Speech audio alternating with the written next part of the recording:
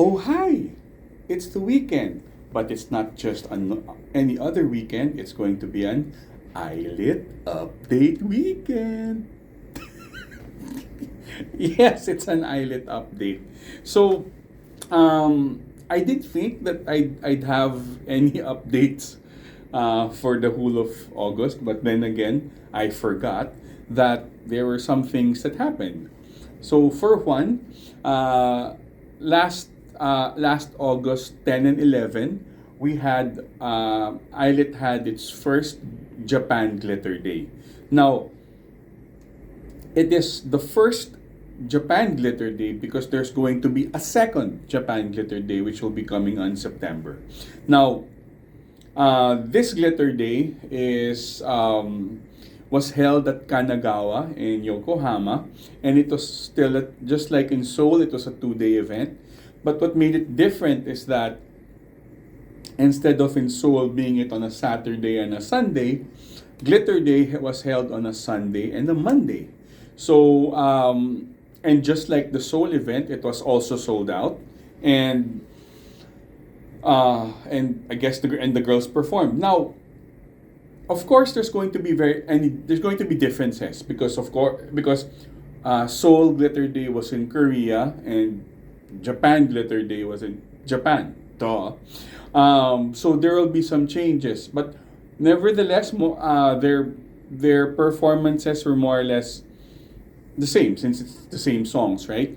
But there are some marked differences in their performances. First was in their solo stages. They had solo stages for Glitter Day Japan, and what's great about it is that they perform Japanese songs, which I'm sure caters to the Japanese audience. And the great thing and funny thing there is that they perform songs which are actually pretty old.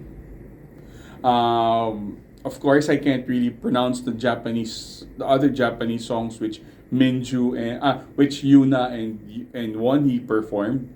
But the thing the and also what Moka performed this song called Darling, which is actually pretty new, just a year old. But the two noteworthy stages for me was the solo stage of Iroha, who did Dance With Me Now by E-Girls. It's actually a 10-year-old song, and I never knew about any of those songs, all five of those songs, and I just started finding out about them because of the solo stage. And it's actually pretty good. Dance With Me Now, Iroha did the song and dance. It was, when I heard the original song, it was actually pretty good. It's very catchy. It's very poppy, and it's perfect for Iroha. But the thing that really got me is the Minju solo stage, wherein she performed "Glamorous Sky" Mi, by Mika Nakashima. But she was credited as Nana, which is the character in the movie. It's actually a song in a movie from a manga, and that song is 20 years old. So it's actually a pretty old song, and Minju sang it so well. Her voice, the way she sang it, her cursive singing, really worked, and I loved it. Of course, I loved. I'm a glit, as you know. I'm a glit. I like ILIT.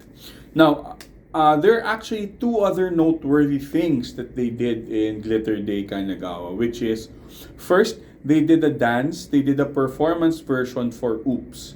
Now, Oops is their fourth song in the Bomb album, which is their newest release. And they didn't do promotions for it, but they did a performance version for it for Glitter Day. And lastly, they did Topping. Now, what is Topping? Topping is actually it's a Japanese song. This is their Japanese song, which will be featured in their Japanese release. So, I think I mentioned this before in my previous ILIT updates that ILIT on September 1 will be releasing their first Japanese, I guess, EP or Japanese mini album. It will feature their title track, They'll have topping in it. They'll have almond chocolate, which was released last February, and a Japanese version for Do the Dance. So it's going to be 4 songs. And they already released topping. Actually, even before they sang topping in Glitter Day, they already released the song topping for their Lacoste promotions. Actually, that's the thing.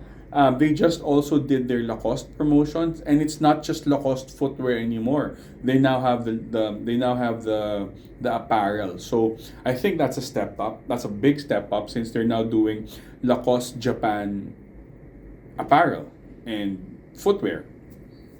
So that's another win. Now, in terms of endorsements, guess what? They got another endorsement, which is Mac. Mac Cosmetics is actually an American brand, and Mac Korea got 2 members to become endorsers, which is specifically Minju and Moka. It's pretty funny that they didn't use all 5. They didn't use OT5, but then again, it's not the first time they did it. Initially, Pocari got Wonhee, while the Japanese La Roche Posay brand in Japan got Iroha and Mocha, and now they've gotten Minju and Mocha for Mac. So wow, those are big brands, and I hope that they get more endorsements. For now, they're also getting, well, they have the M&M endorsement, and hopefully we get to have something in the Philippines, because at the moment, I think if I'm not mistaken, it's in Malaysia that I'm seeing TikToks where they buy a number of M&M products, and they get like a card or something. So I'm really waiting for that. So I'm also waiting for that to come to the Philippines. But I'm eagerly waiting that. Well, I'm also waiting for some of my K-pop merch, my ILLIT merch. So there. So they were able to perform topping and oops. Now, another special thing about topping is that they performed it with a songwriter. Her name's Noah, and some other longer song, so longer name, but she's called Noah, Noa, and they performed it with her, which is pretty sweet because that's giving props to the person who made the song, right? And she got to sing it with the group, so it was pretty sweet. Also, another other thing, one more thing with that is for the performance. It's just that we didn't really get to see much video on it. I'll post what I can. Well, I'll post whatever links I can in the description because there's not much. Uh